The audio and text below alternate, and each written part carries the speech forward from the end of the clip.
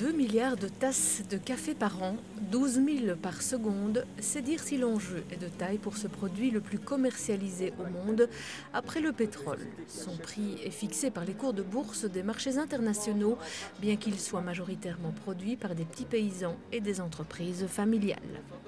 Le café, qui pour d'aucuns est un produit des plus ordinaires, revêt également un caractère culturel et social.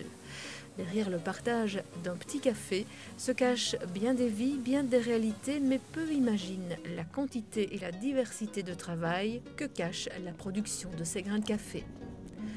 Le café, qui constitue pour nous un produit de consommation courant aux accents culturels et sociaux, représente pour les plus petits producteurs l'enjeu de toute leur vie. Et c'est pour cette cible de petits producteurs que se sont développées des filières de commerce équitable. Un revenu décent pour un travail décent échappant aux logiques des grands marchés internationaux.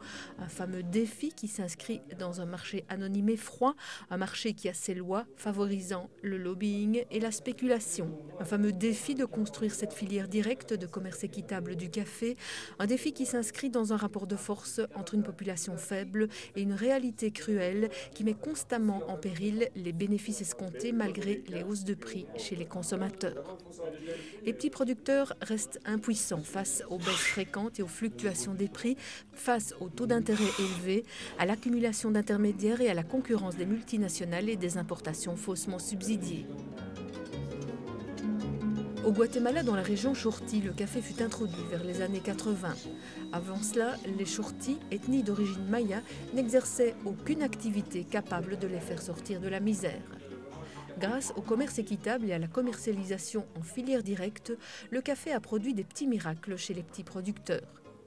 En emmenant au Guatemala un groupe d'Européens désireux de rencontrer ses producteurs, Dimitri Lecarte a voulu concrétiser la relation que nous entretenions à distance avec ces petits producteurs.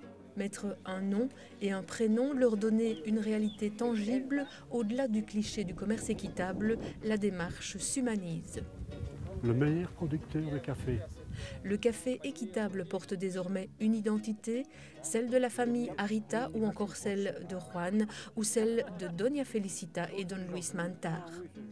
Dans la famille Arita du Zapotalito, ils sont 9 frères et sœurs. Ils ont commencé à planter et à récolter du café dans les années 80. Avant cela, ils cultivaient le tabac, le maïs et la fève noire. Maintenant, la famille compte 120 personnes.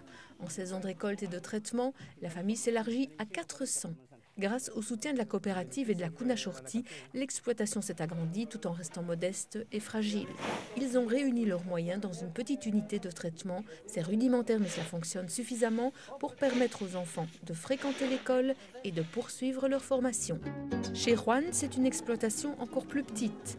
Avant la culture du café, il n'avait rien. Maintenant, la vie a un peu changé, la maison n'est plus en terre et il y a une voiture indispensable pour l'activité. Juan fournit du travail à la communauté, mais il est très loin d'être riche. Un simple exemple, il n'a pas assez d'argent pour envoyer les enfants à l'école. Enfin, chez Doña Felicita et Don Luis Mantar, on est dans une micro-exploitation.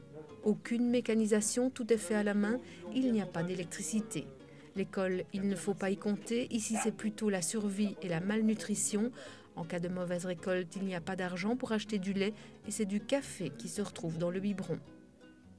Dans ces communautés soutenues par la coopérative, le café est un réel facteur de survie, de vie et de développement pour autant qu'il s'inscrive dans la démarche du commerce équitable en filière directe.